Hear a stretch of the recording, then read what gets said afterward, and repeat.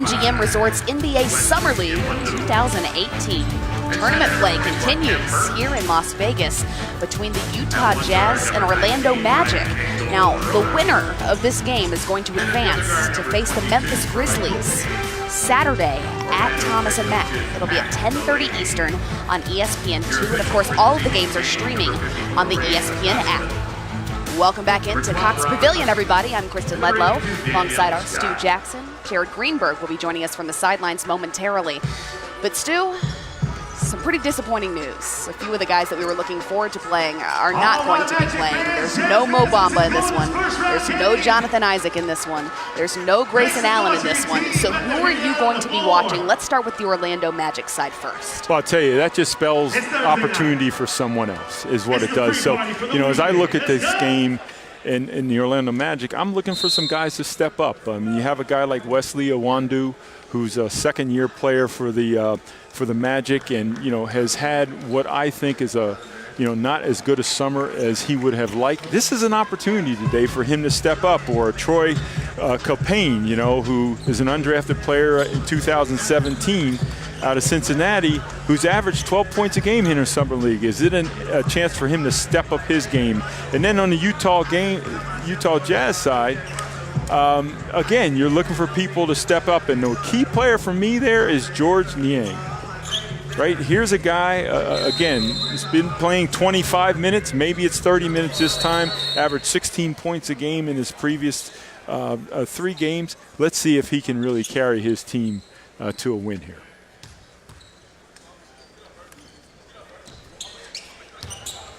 The Magic with the first possession after a little bit of a trip up with the tip. I hope that's not an indication of the game to come, Kristen. I think as long as you don't mention it the way you did in the last game. Yeah, we want this game to be up in the air as well. We talked about Iwundu, that's and exactly what you said you right wanted off to the see bat. Early on. This game could spell opportunity for a guy like Wes. Well, I think he knows that he needs to step up here if they expect to win this game. Whoa, 3 early on. Good 3 there by Mitchell Long.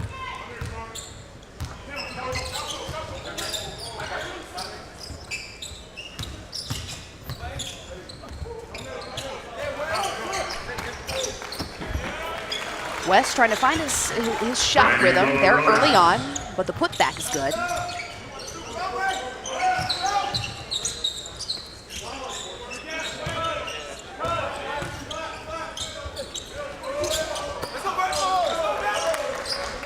Well, that's classic Georges Niang there.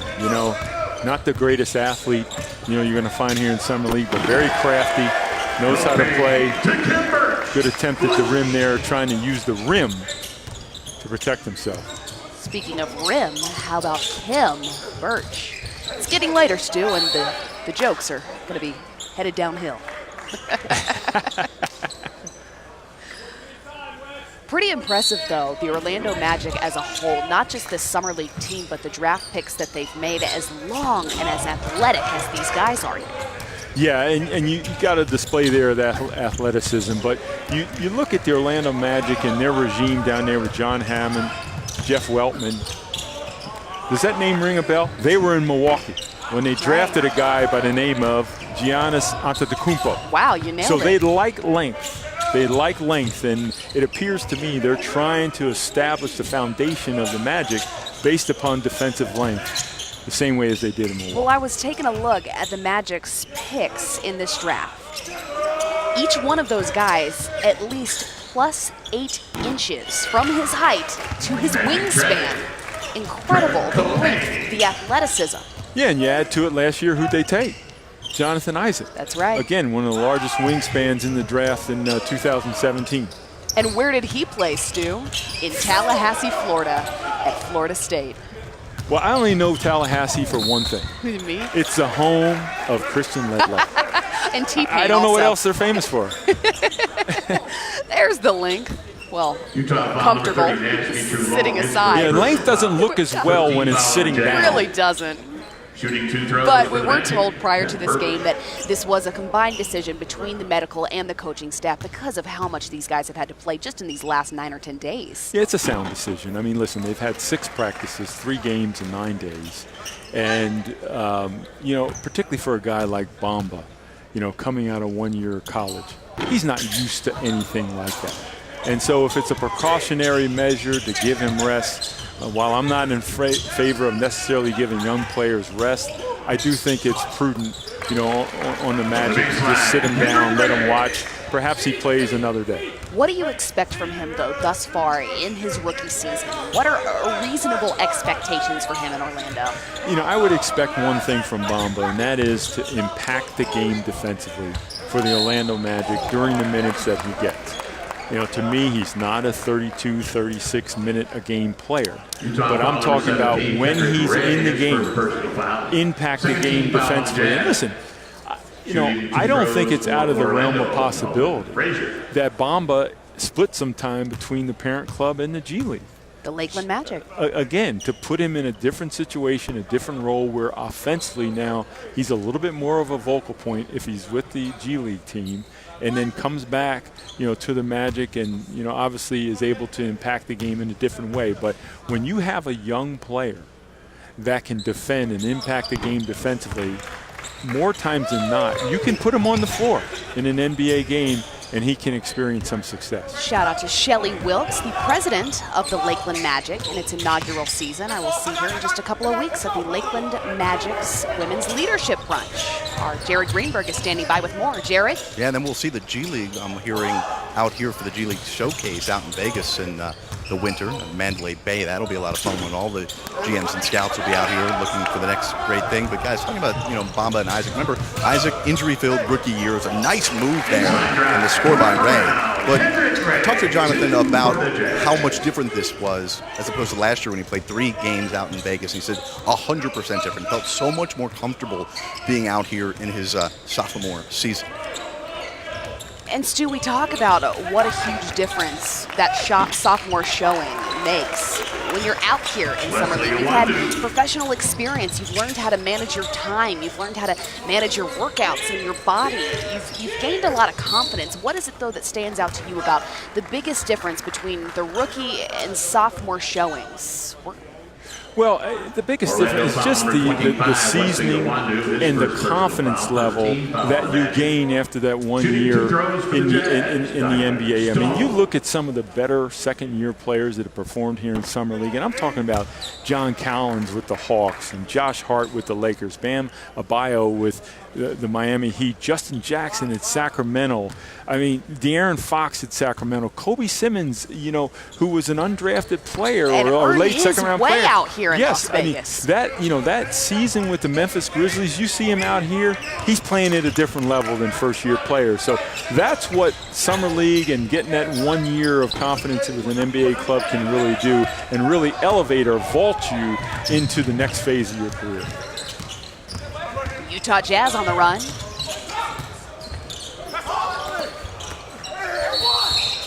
And the foul's called. George Niang fouled. And we'll be back with more right after this as the Orlando Magic lead the Utah Jazz by 4.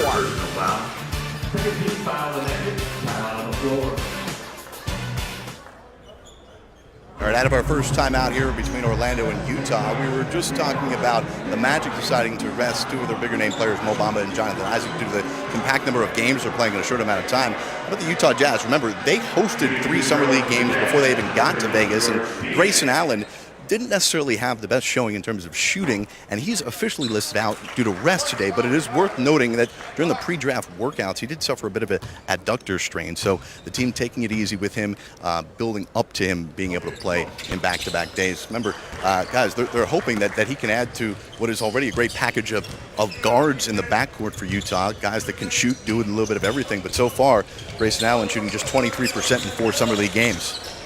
Thanks, Jared. You know, it's interesting, and that's a great stat by Jared, but, you know, when you're an NBA GM or franchise as a whole, the last thing you worry about with a guy like Grayson Allen is his ability to shoot the ball.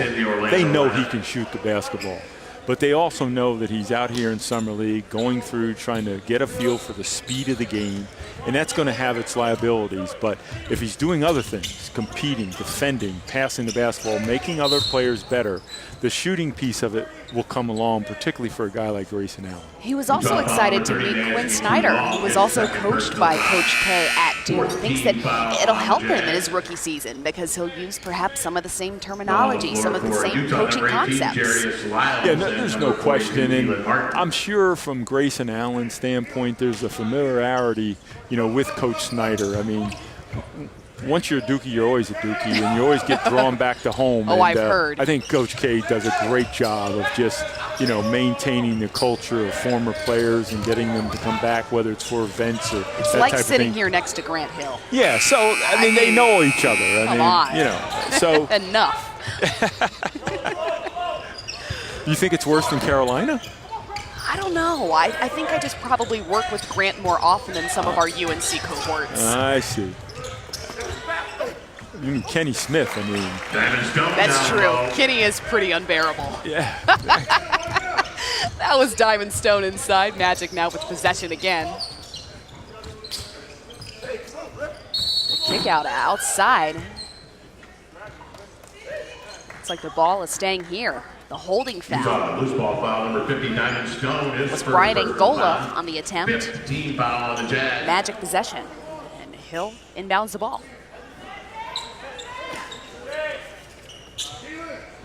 You're talking about Diamond Stone and people that potentially could step up in this game. I mean, he's a terrific talent. He's played in the G League last year. He's out of Maryland, came out after 1 year. Copain with the attempt. Hasn't been able to get traction, but he's got some ability as a big guy inside. And a great name also. Diamond Stone. That's strong. Speaking of Stone, strong. Strong Stone. A Diamond Stone. Yeah, in the rough. Yes. I like that. Yeah. No, he's a good player. I mean, but he hasn't yet been able to really crack a roster consistently. All right, I got to come clean here. George Niang is one of my favorite players, like in Summer League, just because of his vision, the pace at which he plays the game, his knowledge of basketball IQ, understands the game. I look for him to step up in this basketball game. 32 career NBA games thus far for Niang. With Indiana, with Utah, where is it that you think he's going to find his fit? Well, George is going to find his fit as really a utility guy, as a wing player, but he has to be a situational player, probably in the NBA, because he's probably never going to make the all-defensive team in the NBA. So when I say situational, you have to put him in situations where he can have success. But offensively, he makes other people around him better. I think he's a very heady player and can have some success, but it's just a matter of time and opportunity, as it is with a lot of these young players.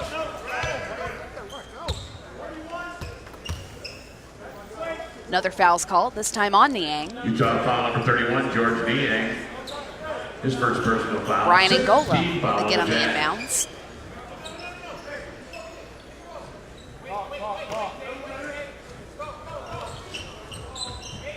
Into Jay Wright. Wesley Awundu. With the travel call.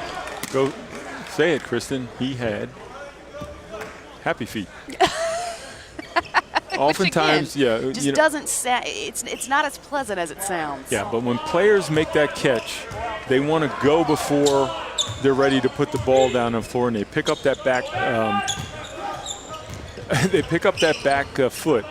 Actually, for a referee, should be unhappy feet. Yeah, for a referee, it's not the easiest thing to catch. From the corner, Jerry Slouch. A 10-0 run by the Utah Jazz. Timeout. And they now have the 5-point lead, 17-12, here with 2:46 to go in the first.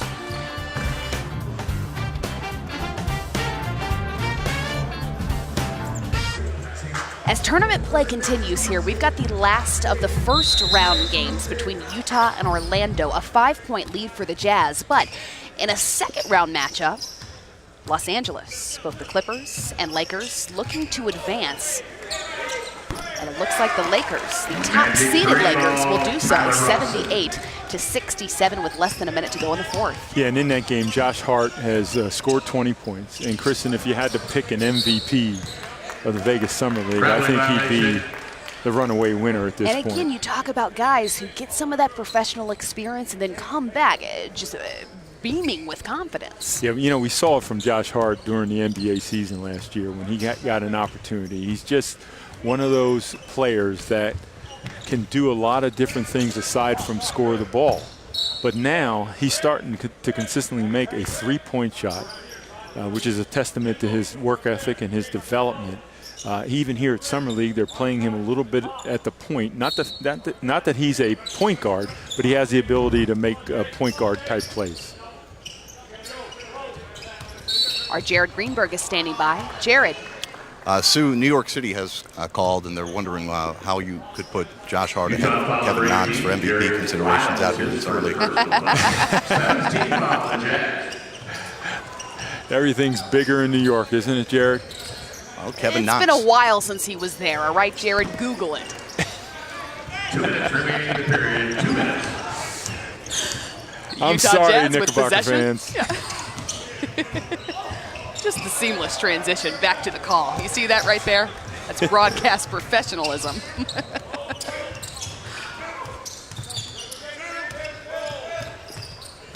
Rodney Purvis with the kick out to Jay Wright.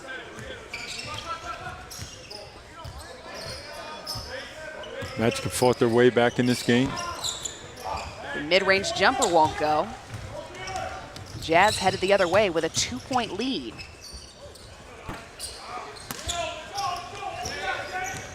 Isaac Haas there with his first shot. Former Purdue Boilermaker.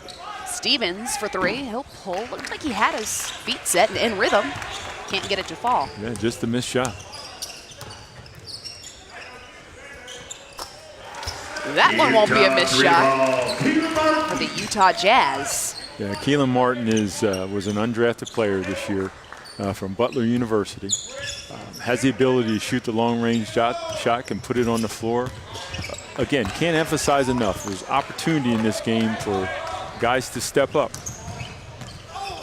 And you work in and around the Big East all season long.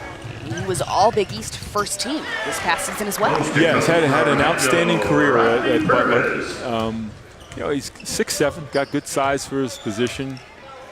Probably a potential two guards, small forward.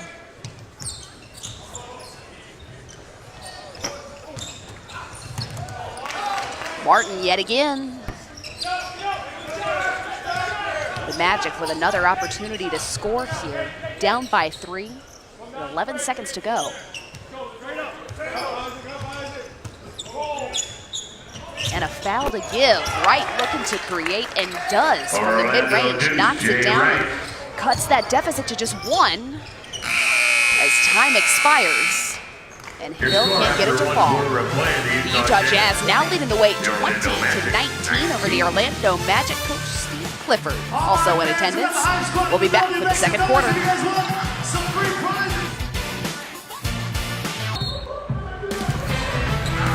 We're back in Las Vegas as tournament play continues between the Orlando Magic and Utah Jazz. A 1-point game as the second quarter begins. And the Summer League continues tomorrow in Las Vegas on ESPNU and the ESPN app. Brooklyn and Indiana at 4 Eastern, followed by Washington and Dallas, Minnesota and Denver, and wrapping things up with Golden State and Sacramento at 10 Eastern. Haas strawing the foul underneath the basket.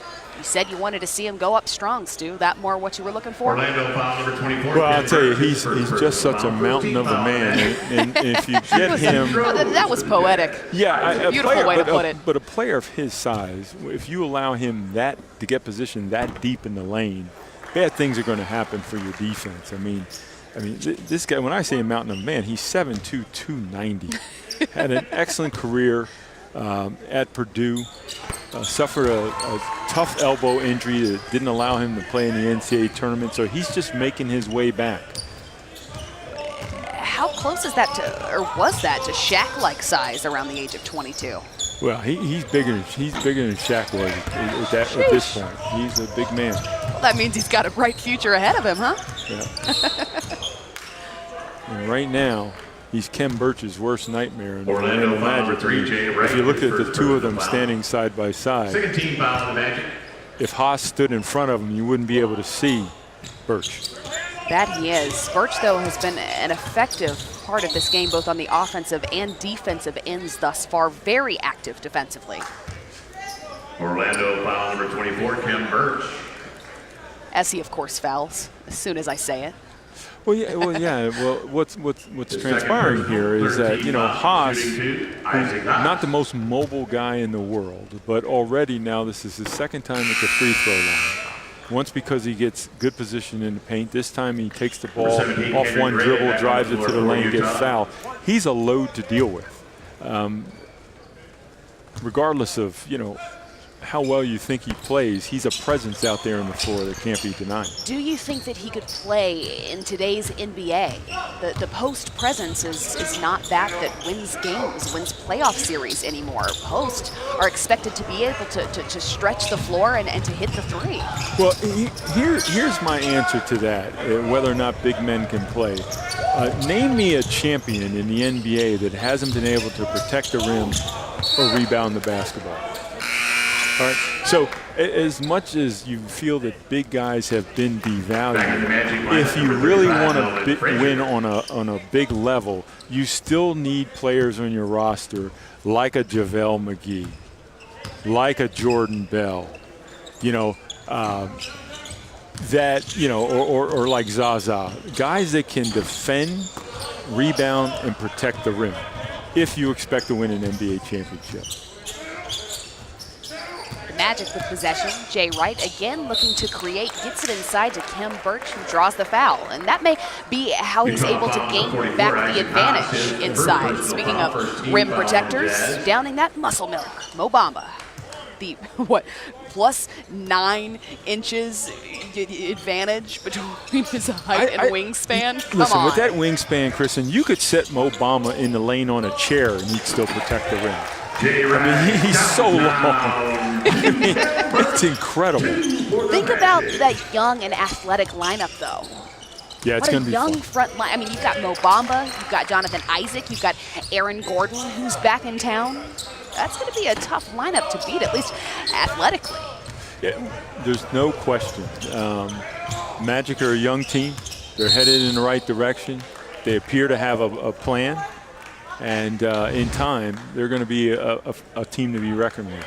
This guy, one who I would absolutely have considered for the most improved player this season. I think what was most impressive about his jump between last season and this season's numbers was his ability now. We talk about big guys being able to stretch the floor and being able to hit the three. His jump shot mechanics improved tenfold. But it's interesting because when the Magic originally drafted Gordon, they knew what they were getting. They were getting a non-offensive, great athlete. But what they were also getting is a young man they knew had the type of work ethic and commitment to skill development and the ability to absorb coaching. And, you know, that's what you get with him now. That decision is paying dividends. And I thought in that picture he looked a lot richer, didn't he? Yeah. His pockets looked a little heavier in that photo. Yes. Yeah. Yes. It must be nice. No, congratulations to Aaron Gordon. Very much deserved.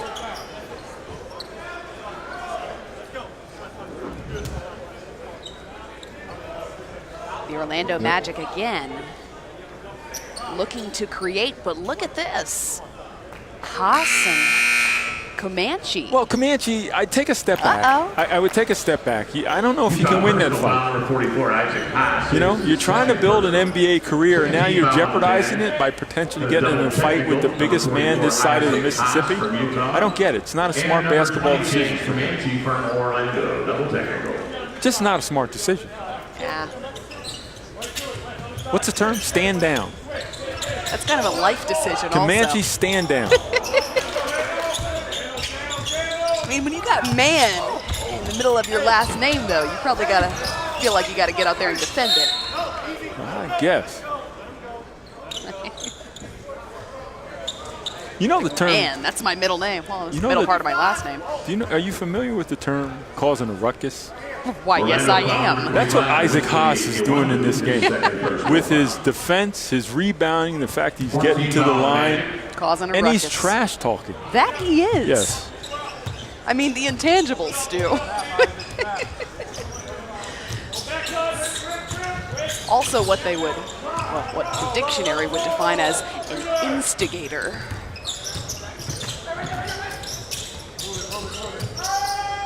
You open up Webster's, it's just him smiling. Good defensive energy here with the Magic, though, in that possession. I mean, you have these guys, you don't have some of the bigger names, so to speak, out here playing today. But what you have is you have 10 guys on the floor that are committing themselves to defending, guarding. There it is again. Haas, again, getting back to the line. Draws the foul on Comanche. Comanche, his second personal. 15 foul on the Magic. These are his Shooting two for the fifth Jazz, and Isaac sixth Haas. free throws thus far. He's averaging nearly 15 points a game thus far in his summer league stint. 62% from the field and nearly 6 rebounds as well. So just those numbers alone telling you about his ability to take advantage of the Utah paint. lineup.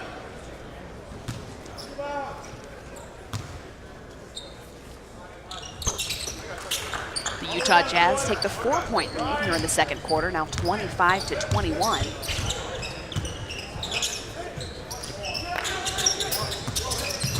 Copain back to a Wondu.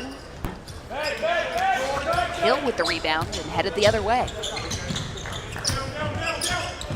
You know, with the Wandu, you know, I want to see him do a little bit more, you know, as a second-year player than he's shown so far in this game. Down throw, Frazier. Okay. Not bad. Melvin Frazier Jr. The PA announcer here, did you hear him? I like that. Down goes Down Frazier. goes Frazier. That was good. That was very clever. We're going to use that later. So like if a new audience is starting to tune in and they haven't heard the joke yet, we can Down recycle goes- it.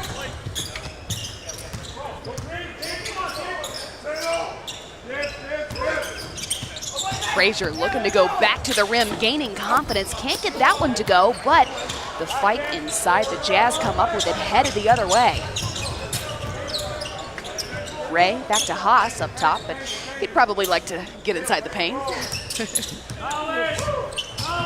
Kidd on the drive, but Jay Wright comes up with the steal. He'll keep it. Copain there for, well, a couple of rebounds and can't get either one of them to fall. Yeah, I like the fact Copain didn't give up on the play, though. Looked like an easy layup. Got the offensive rebound. Just an unfortunate miss on the shot.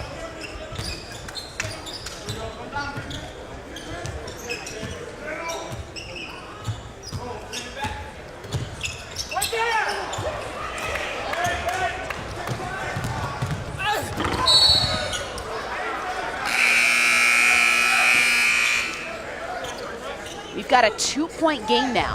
5:16 to go in the second quarter. Melvin Frazier Jr. throwing it down and keeping the Magic in this thing.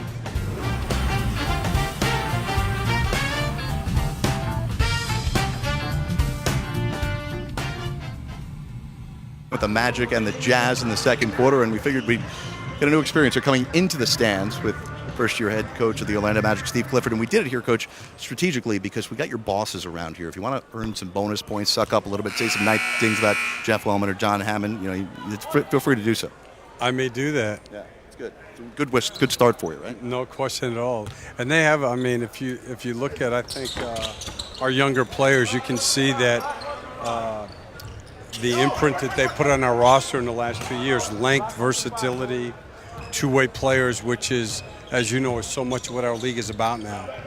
Well, two of the stars that we're hoping to see today, but unfortunately, due to long-term decisions, want to rest Mo Bamba and Jonathan Isaac. What did you get out of them when you did see them on the court over the first couple games out here in Vegas? Well, Jonathan, you know, our staff's been there for probably around 5 weeks, and Jonathan has been there every day. And I thought he has had a terrific summer league. Like the games are important, but it's just as important, especially your first year, that also is the practice part of it and establishing a way that we're going to work during the year. He is very bright, and I thought that you could see week by week his improvement, and he carried it over to here. Then I think Mose, only got here just for practices. We get to the draft, and then he had other commitments, so he met us here in Vegas. But I thought his progress from game 1 to game 2 to game 3, he played better every game. He's very bright. Obviously, he has a defensive component, but I'm also excited about what he can be offensively. Now, how does all of that work with Aaron Gordon, who you paid a lot of money to bring back, and what do you do to get to know him and figure out how you can maximize what he does with, in the case of maybe Isaac and or Mo Bamba? Well, really just study, So in Aaron's case, actually we had lunch today. I went up to San Jose. I watched him work out. I think that's what we've tried to do with our staff, with all of these guys, is get to, you want to start the coach-player communication, before we start training camp. And then the other part of it is obviously it's the study, sitting and watching game tape so we have an idea of their strengths, where they want the ball, who plays well together, things like that. So, that will give us the best chance to have a good plan for training camp. It was such a tough year for this Magic team last year with all the injuries that were suffered and the kind of inability to get going because of that. Is there anything that you and the front office have kind of started to do over the summer to either kind of identify what was going on or ways to almost prevent some maybe injuries that you could have? I mean, the number one thing there's significant injuries. It wasn't like it was, pulled muscles or things. They had, Terrence Ross 29 games, Jonathan 27 games. They had significant injuries. And, when I watched, they were 12-6. They got off to a good start. They were playing very well. And then people started going down. So, I think it's a very difficult year to evaluate from the standpoint that the injuries, their health was the biggest factor in their season. In some years, that just happens. Well, more importantly, we're happy that you're healthy, Coach, and good to hear that you are doing well. And it seems like you're kind of spreading the message around not just Vegas here, but the entire NBA about coaches' health is pretty important as well. Oh, yeah, listen, this is the best I've felt in a long time, and it's what we all do. It's a great world to live in, and yet it's also, it's a place where we're all working late at night. And the one thing I have found is sleep is an incredibly important thing. So having consistent sleep patterns, and then that changes also as you get older, which was my issue. Well, now you got Mickey Mouse to cheer you up as well, right? Make you feel good, huh? Absolutely. Here's the head coach of the Magic, Steve Clifford. We appreciate you taking the time. Best of health to you. We'll come back with much more with Kristen Ledlow and Stu Jackson. More second quarter action from Vegas next. 18 foul, the Magic time on the floor.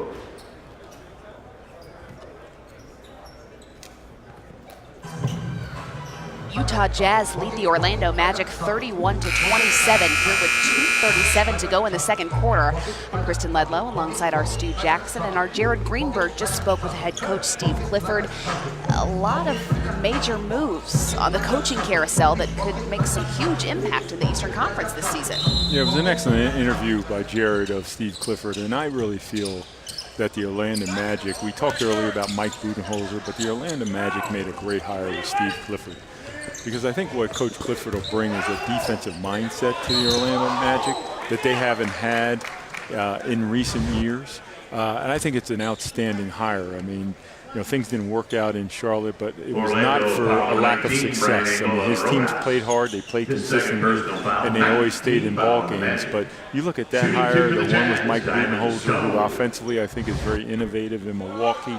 You'll see Antetokounmpo develop a little bit there. And then Dwayne Casey in Detroit. Dwayne Casey in Detroit, I think, will bring the same thing there that he did in Toronto, and that is in terms of the development of a group of young players. When you're talking about the Stanley Johnsons and Henry Ellisons and Kennards of the world in Detroit, I think it was a perfect hire there. And together, those three coaches potentially could alter the landscape in the Eastern Conference. The Jazz still leading the way here, 32-27 with 2:05 to go in the second quarter. And Stu, while Jared was talking to Coach Clifford, Utah missed 14 straight field goals, but it was 9 free throws over that span that kept them in the lead. Well, yeah, you know, one of the things you want to do as a club is that you want to obviously account for the fact that when you don't shoot the ball well from the perimeter, and the way that you can do that is create extra possessions for yourself, you know, in the offensive glass, getting defensive stops, and getting to the free throw line, because it can help you wade through bad tides during a given game, and that's what you see Utah doing right now. Niang on the keeper. He'll get it to go in transition. This is the largest lead for the Utah Jazz of the game thus far, with 1:38 to go prior to halftime. Utah foul number 50, Diamond Stone, his second personal foul. A second First personal team foul foul for there, Diamond Jazz. Stone. Yeah, that was just an inadvertent foul. I don't think you know, their feet got tangled there. Unfortunate foul. The referee has to blow the whistle on that type of contact. Angola into Copain. Back to Brian Angola. Back to Copain. He'll pull from the top of the key. Can't get that one to fall. The Utah Jazz are headed the other way.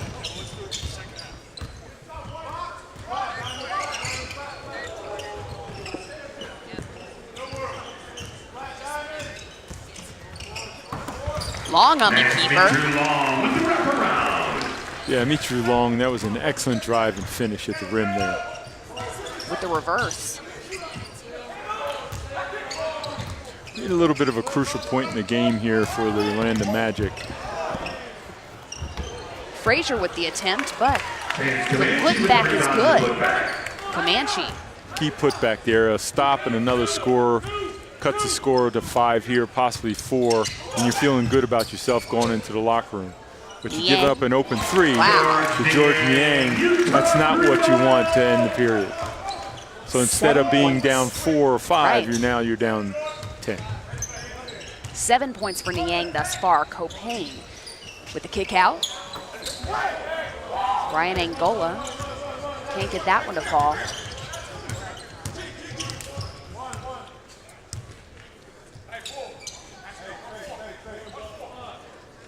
A 5-point differential between the shot clock and the game clock. The Jazz, you want to take as much time Lyles off on the the clock here as drive. you can. Fanny drew the foul, Stu. Yeah, it was a great drive. They went 1-4. What you heard him saying, 1-4. So it's a point guard and 4 across. Why? You don't want a lot of movement in those situations because you don't want to turn the ball over. You just want to make sure you get a solid shot opportunity to end the half. Jarius Lyles undrafted after 4 NCAA seasons. He was America East first team in 2018, the America East tourney. 27, Kendall Stevens. Most outstanding player as well, and led all scorers with 28 in the first 16 seed upset over a 1 seed in the NCAA tournament. Yes, indeed. And we Stone. all remember that. Yet again, Diamond Stone with the rebound and the putback, dominating the glass here. Copain trying to make something happen in the final moments for the Orlando Magic and can't. The Jazz finish the second quarter on a 14-2 run. Diamond Stone leads the way with 12 points and 9 rebounds. The Utah Jazz now leading the Orlando Magic 41-29. Halftime's next.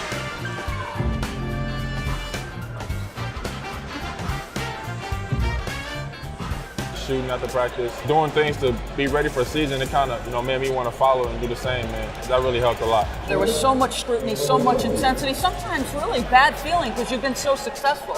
How does it help you, do you think, now that you're in the NBA? Well, there's a lot of pressure at Duke to win. So, we talk about him coming in. They had like 7 or 8 freshmen come in and were projected to be, I don't know what it was, the top 5 preseason. Correct. With that many freshmen.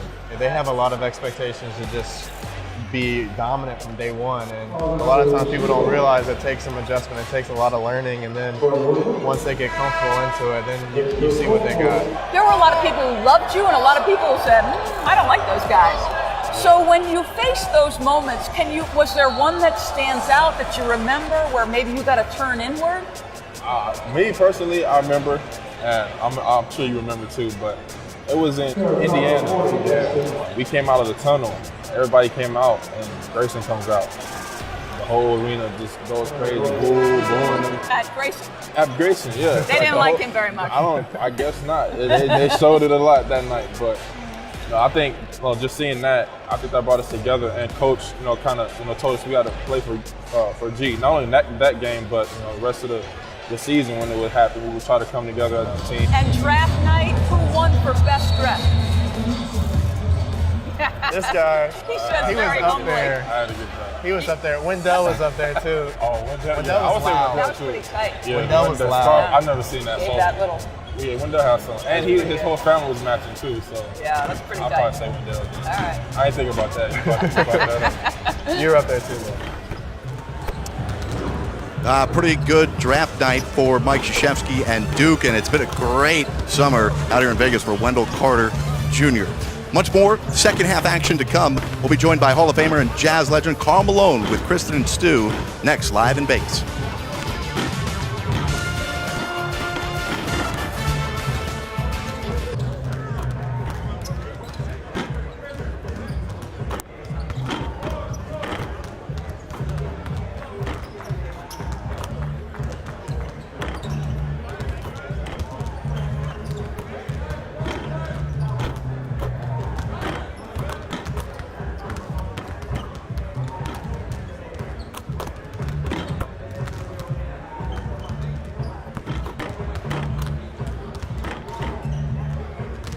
MGM Resorts NBA Summer League 2018 here in Las Vegas. As tournament play continues, the Utah Jazz hold a 41-29 lead over the Orlando Magic. Sitting next to me, well, as legendary as the man who was sitting next to me in the first half, Karl Malone. Second all-time on the NBA scoring list, seventh all-time on the NBA's rebounding list, first all-time on the NBA's free throws attempted and free throws made list. And you've got to be happy with what you're seeing from these young guys in the Utah Jazz uniform, right? No, absolutely. Once you're a Jazz, always a Jazz. So we was in town, and it's neat to come out and see them. What were your thoughts on the Utah Jazz's postseason run this season? Were they a season sooner than you thought that they would be to see that kind of postseason success yet? Well, to be honest with you, they're like a group of guys that love to play with each other. They seem like they like each other. And you know this as well as I know this too. You want guys that like each other. And when they like each other, you go out and play hard, and they would pull for each other. I think Coach did a good job. And I think the guys really find themselves a lot. It's pretty amazing. Karl, first of all, thanks for coming on, man. Yes, sir. I got to say, and I mean this, I'm truly humbled to have you, in this interview. But, as you watch teams like the Jazz, you've been out of the game for a while now. What are the changes that you see in the game? Do you like them? Do you not like them? Well, and what has stayed the same? Well, I'll say this to you, Stu.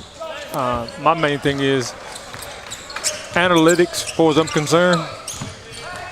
In the right perspective, it's good. But when you overdo anything, you can't convince me that they tell me Kevin Durant come down and shoot a pull-up three and don't take a little guy down on the post and turn and face him. And they say that's good. So those kind of things right there is what always mess up the game a little bit. Then they don't let you touch anybody. So the offensive player always have the advantage because they know where they're going. So I don't know. It's one of those things. I watch it sometime.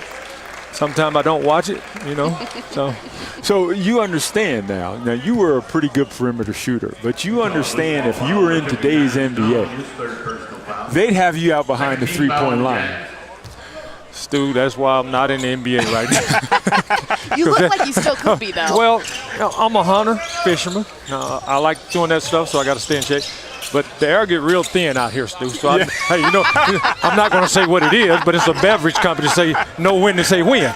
But I like down in that hole right there. I would have been fouled out I don't know how many times, and I don't know. And then one thing that I have to say now, whoever deserved the tech, give it to them. Stop that double technical and all that kind of stuff. I just don't like that. But, hey, it's part of the game. And get the perpetrator. Yes, get the perpetrator.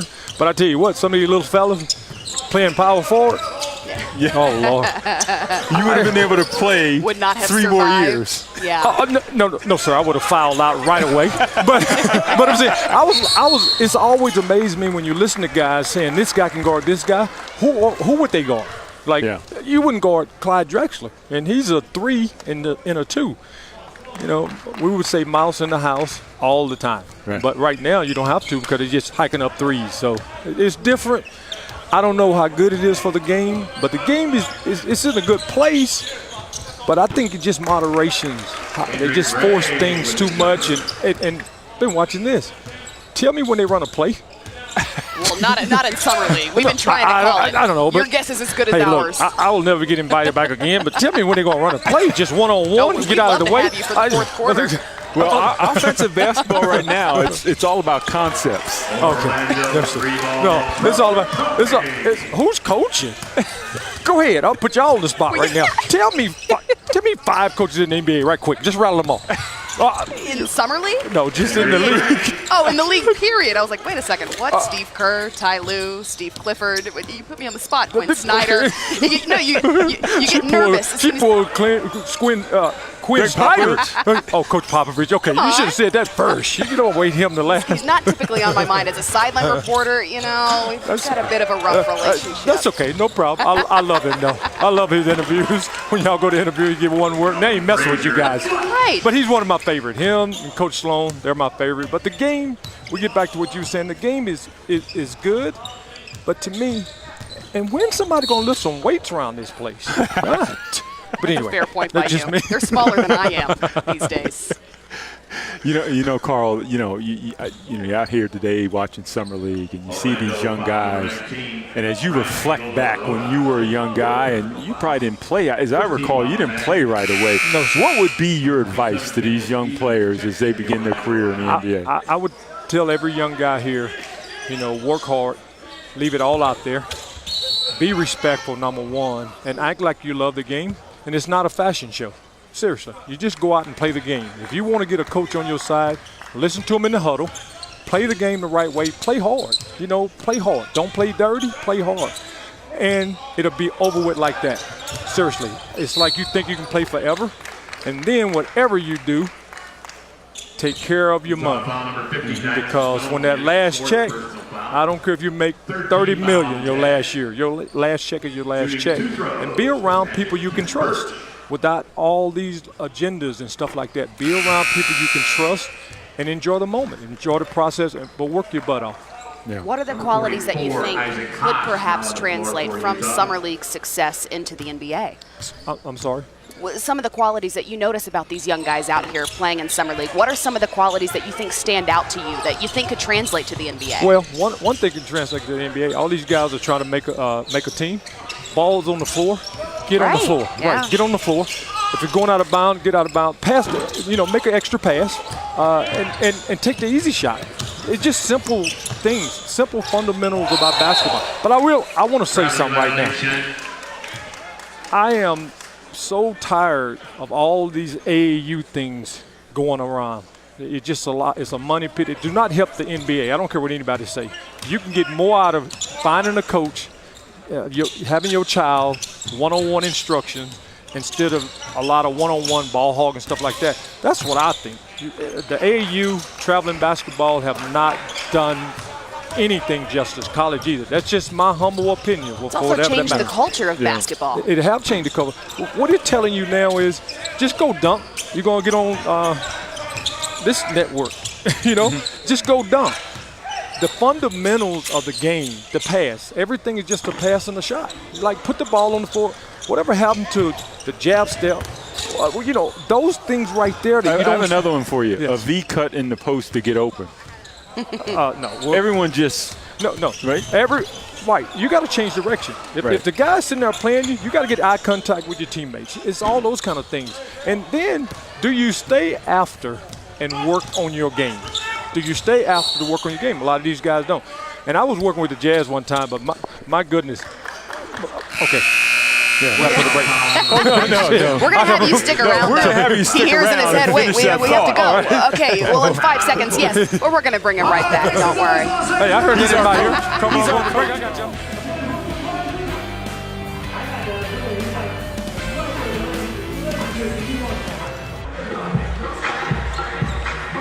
Welcome back to Las Vegas. The Utah Jazz with the 47-36 lead over the Orlando Magic. The Magic, though, working the pick and roll inside. That's got to make you at least a little happy, Carl, right? The legend, Karl Malone, still joining us. Did you guys just call it a pick and roll?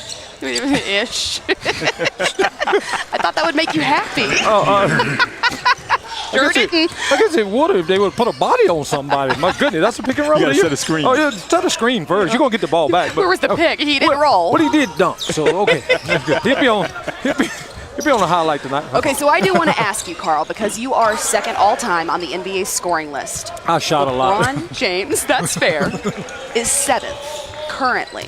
He would need about 4 full seasons, around 24-25 a game, in order to take the top spot. Do you think that he's going to do it, or where do you think that he's going to land ultimately when his career's done? Well, it's not a matter on if he's going to do it. It's a matter if he want to continue to do it. So there's no doubt in my mind that he can have a record that probably no one ever touched if he decides to stay around. And like I said, I think the world of it. The way he played the game, people don't realize this. He's 6'9", 270.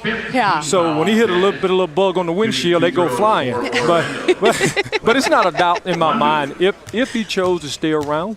Oh, without a doubt. Yes. You do paint a beautiful picture. What, though, were your thoughts on his free agency decision this time around? Look, I must admit, and I like LeBron a lot, I must admit, I'm not going to lie to you and say it. I expected it.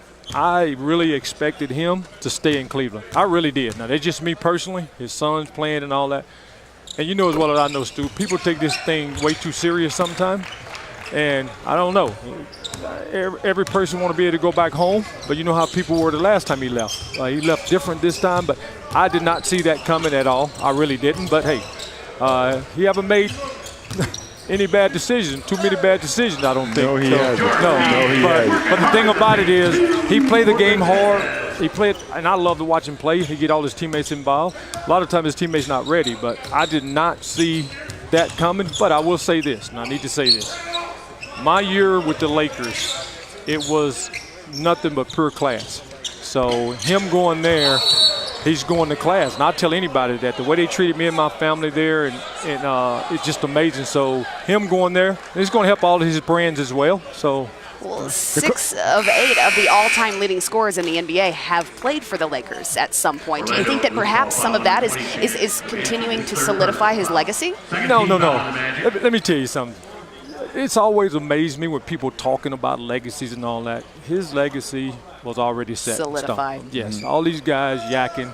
Some of them didn't play, but they know the game, which I don't understand that. His legacy was set.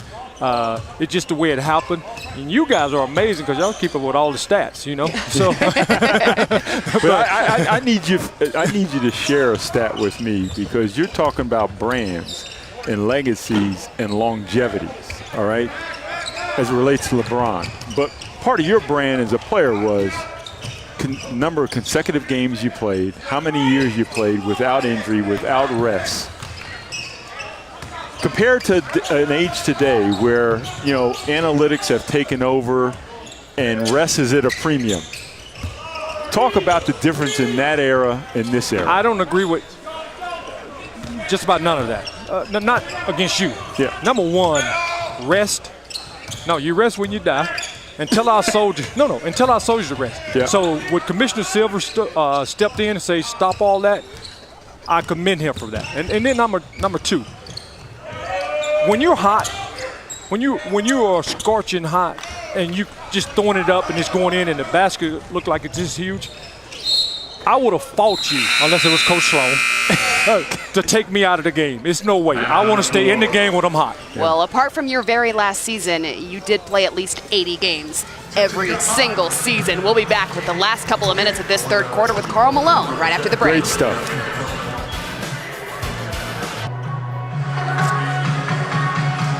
10-point third quarter lead for the Utah Jazz. And we've been speaking with Jazz legend Karl Malone. And Karl, as you were just talking about, you know, players playing games. You're the Iron Man of the NBA, playing 80 or more games in 17 of your 19 seasons. But there was one occasion back in 2003. I'm curious if you've asked Stu Jackson about your opportunity to play the Jazz for the first time got denied when the man sitting to your right handed you a one-game suspension for a shot that you gave Steve Nash. Oh, I'm gonna get you that. I'm gonna get you for that. To be honest with you, you know what? I don't want no trouble. Stu, I do, though. Listen, I'm going to defend Stu. He was doing his job, and when a man is doing his job, you take your medicine. On the flip side of that, Steve Nash should have took his little ass on somewhere because I had the ball already. That's what he should have done if you want to get right down to the bare bones about it. I never would have got fined if he would have. See, like, what is he going to do? He's going I to come get asked the ball from Carl in the break why he doesn't work full-time in television. That might be why. That might be wrong right there. They didn't tell you what you have to do all the time. You, what the though, hell? are our Get off the longest camera. running That was guest. better than I expected it to be. I know it was. Hey, Carl, I want to thank you for not asking for your money back. $16,000, by the way, it cost him. I went to my kid's college education. You know what? Why do we have to bring Pocketed up it. numbers all the time? Okay, what's it, 16? It was actually a little more. I can get you the exact amount. It was $16,666.67. Hey, stop it. Stop it. Hey, Carl, I'm sure a lot of people out there are really interested on what you've been doing since you retired. We know you hunt. We know you fish. Are you doing anything business-wise, or what are your plans for the summer? Well, summer, we're leaving here and going to our place in Alaska for a month, in the family fishing. But we own Toyota, Dodge, Mitsubishi, Polaris Motorsports in Heber, our Karl Malone team. We have a body shop. Back home we have Timber. Just opened up our Legends cigar and vape shop, me and my daughter. Karl Malone, 511 by Karl Malone signature stores. And so it's been good. It's been a blessing for us. And then I have 7 grandkids. Goodness. Oh, I got wow. 4 boys and 3 girls. But most importantly, you know, just kind of fading away, not coming in, trying to disrupt anything.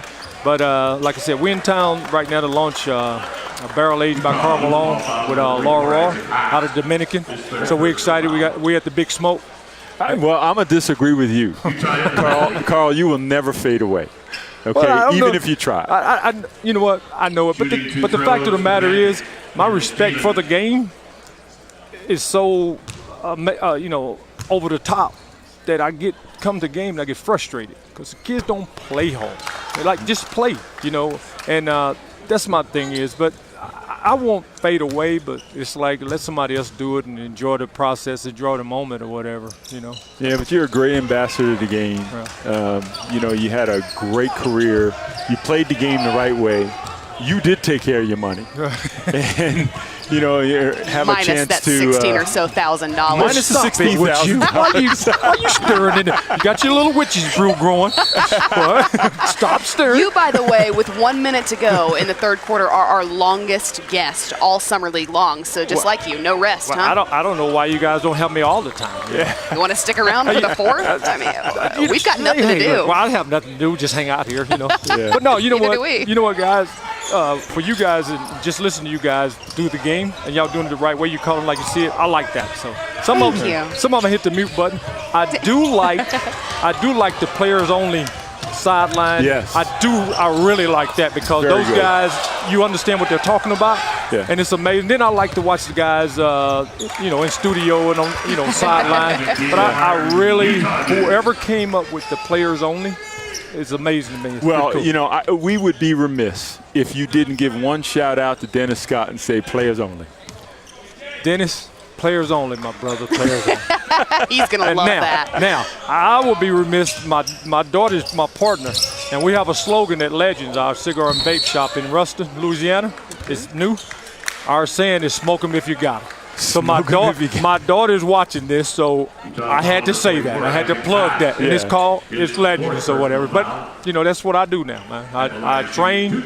I have to train. I am a better human being when I go train. Yeah. If I go 4 or 5 days, it's like a big old bear that hadn't ate. Well, you look great.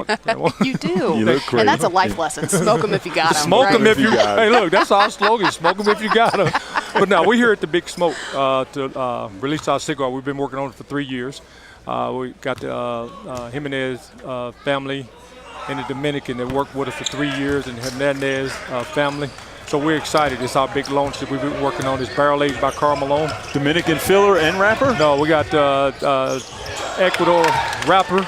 We got Dominican filler, Oh, yeah. All right. So Thank you so much for taking our entire third quarter with us. that's the least I can do. Thank An you guys so much. absolute privilege to sit here next to you, Carl. Thank y'all Thank very you much. again. You The bet. legend, Karl Malone. We'll be back with the fourth quarter next.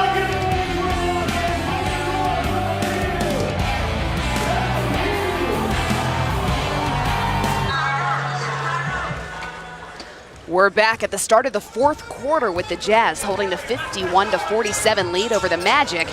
And the Summer League tournament continues tomorrow in Las Vegas on NBA TV and the ESPN app. We'll have a full slate of games for you at 4:30 Eastern, 6:30, 8:30, and 10:30. That legend, Karl Malone, sat with us for the entirety of the third quarter and said that there was too much three-point shooting in the game these days, Stu.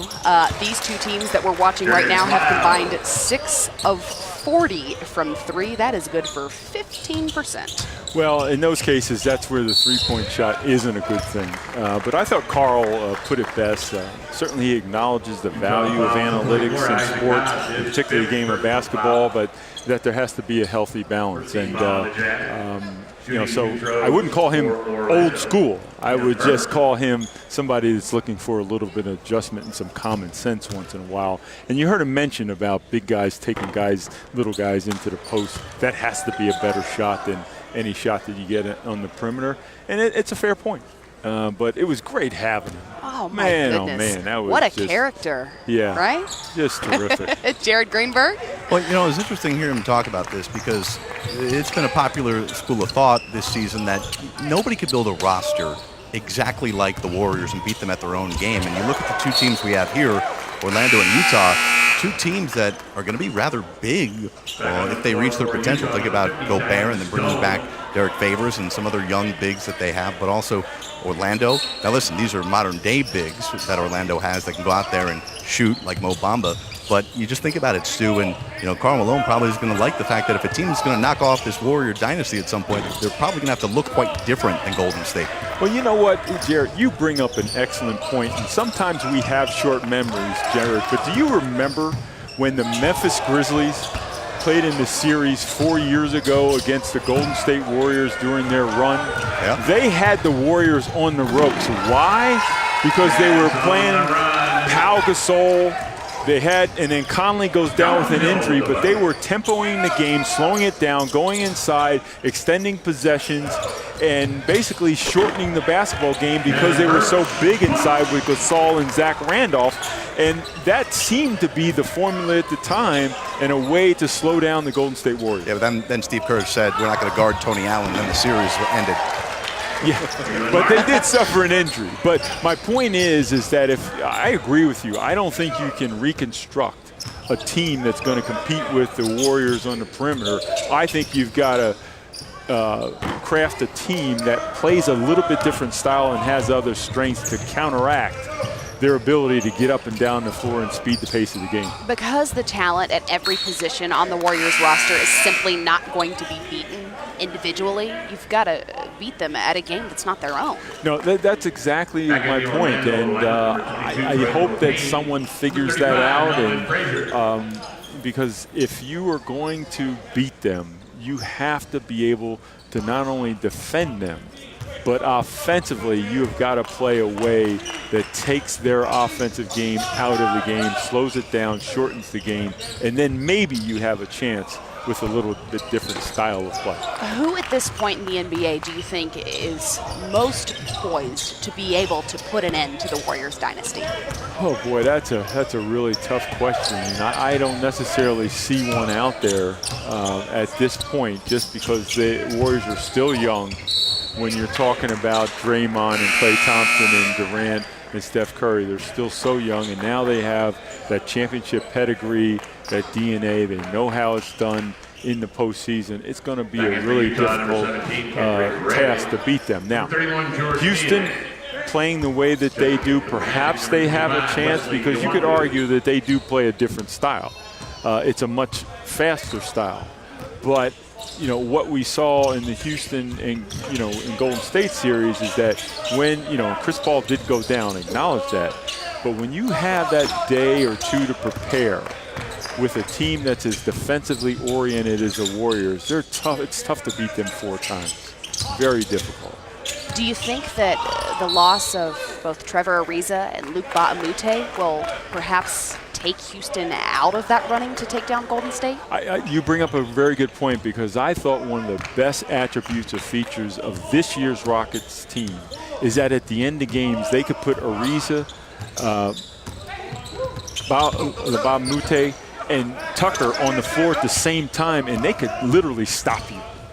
Those are 3 defensive stoppers that at the end of the games really I thought were a factor. Without guys or replacement of those types of defenders at that level, I think it's going to be really difficult.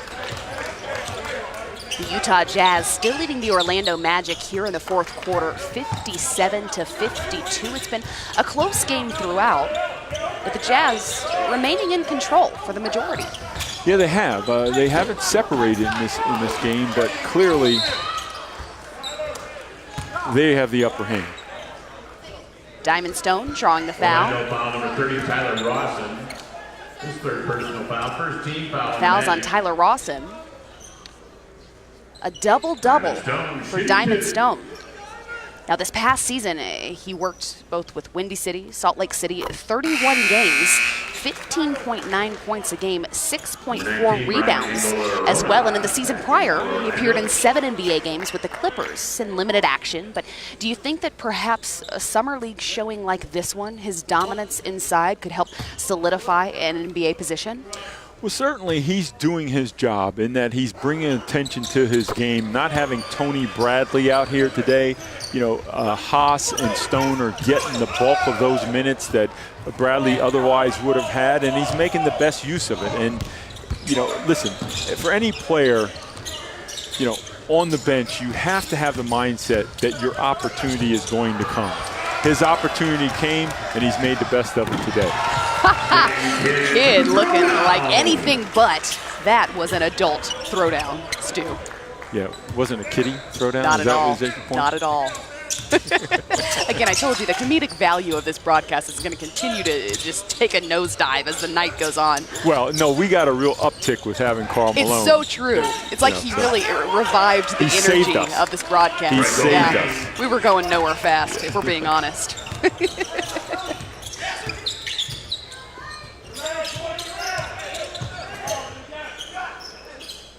This offense, again, looking inside continually. Ray driving, nope. He's got the happy feet, the unhappy feet. Yeah, not a great possession there.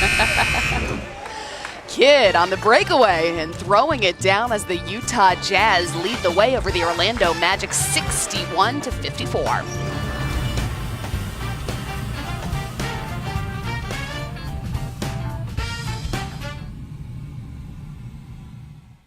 .19 to go in the fourth quarter of the Junior NBA World Championship. It's the NBA's first ever global youth basketball tournament for top 13 and 14-year-old boys and girls teams from around the world. The inaugural event will feature boys and girls divisions, each comprised of 16 teams that'll compete this August on Fox and FS1. To learn more, you can visit juniornba.com/World Championship.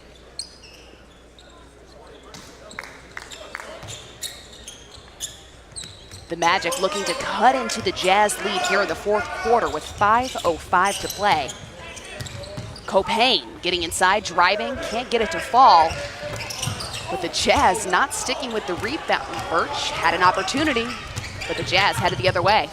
Oh, good play there, good pass by Dang. That might have been Kidd. an early dagger. Again. Might have been an early dagger there by The very Kidd. adult move. Great pass.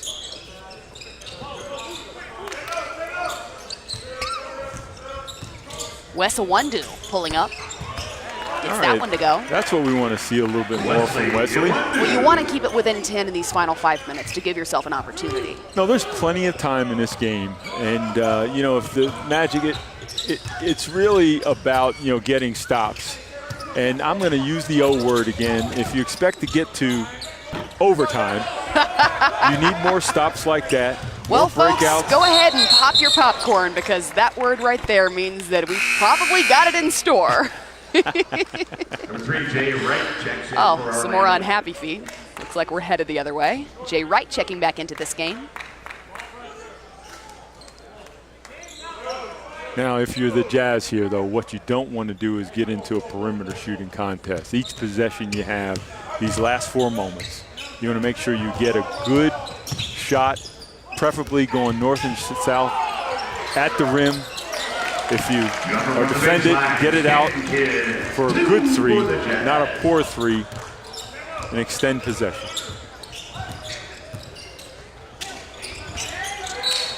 Right inside to Birch. It was knocked out of bounds. Orlando possession.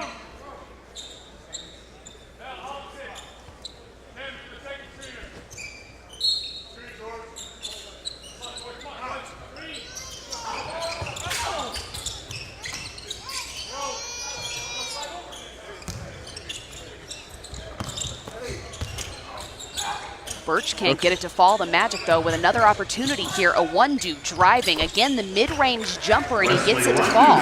Okay, Iwundu here is trying to take over this game a little bit. 9 There's points still for him plenty thus of far. time. Still plenty of time.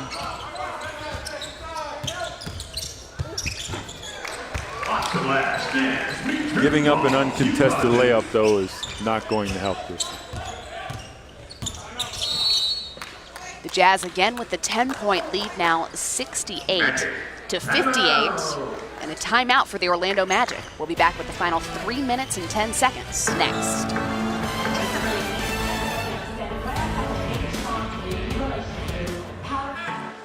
We're back in Las Vegas as the sun has set, which means it's probably just a cool 97 or so degrees now outside. A 10-point game here with 3:09 to go in this 4th quarter. The Jazz holding on strong to the lead. Frazier pulling up with the long 2, can't get it to go, but the Magic with the offensive rebound and another opportunity from Wright.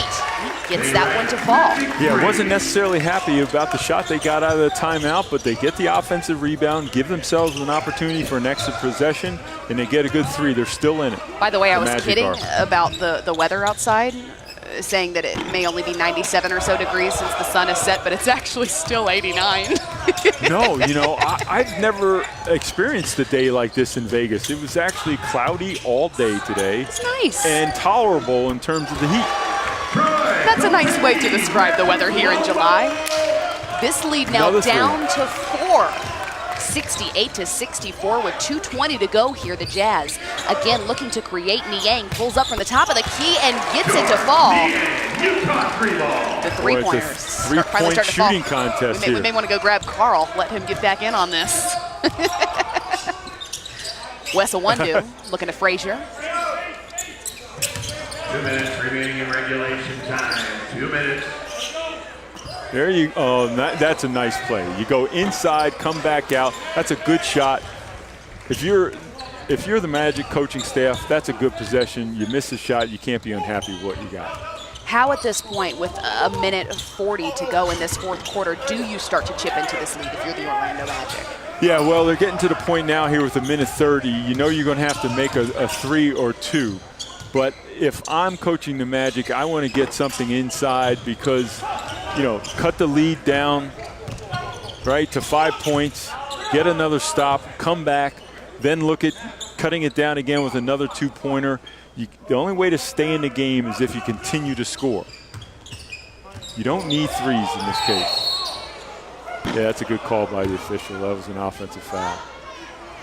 Diamond Stone, I don't think he meant to, but he tripped over.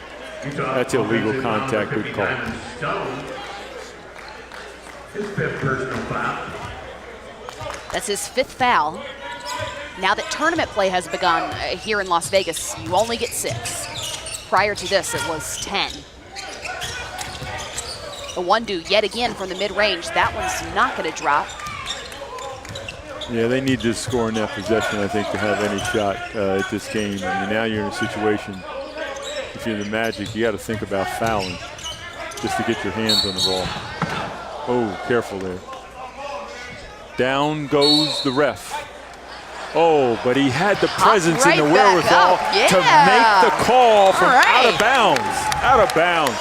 I mean, we're unbiased broadcasters, but we can cheer on the Good referee, form. right? Good form.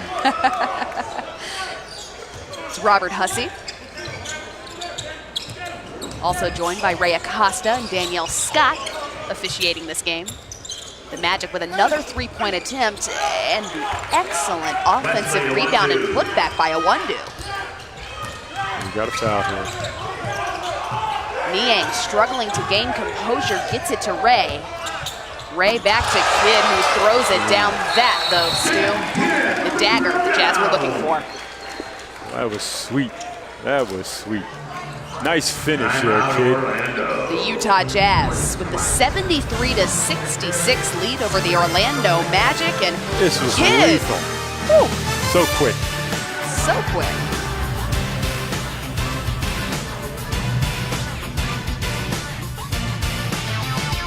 This fourth quarter, the Utah Jazz looking to advance to the second round of these tournament rounds. 73-66 their lead over the Orlando Magic, and some of the Summer League headlines today. The Heat set a Summer League assist record with 29 in their win over the Pelicans. Jaren Jackson, the number 4 pick, had 16 points, 5 of 10 from the field, 6 rebounds as well. Jaren Jackson looks like he's headed for stardom in the NBA, Kristen. He certainly stood out here at Summer League. You know, you talk about the pedigree of some of the players in the NBA and their sons. I know they were talking about it on the broadcast earlier. But you look at Jaren Jackson Jr.'s father, Jaren Jackson, you talk about one tough guy, a defender, a champion, a guy that played the game the right way. Obviously has passed along a few things to his son. And, you know, what is the major difference is his son is about 6 inches taller. Yeah. Yeah.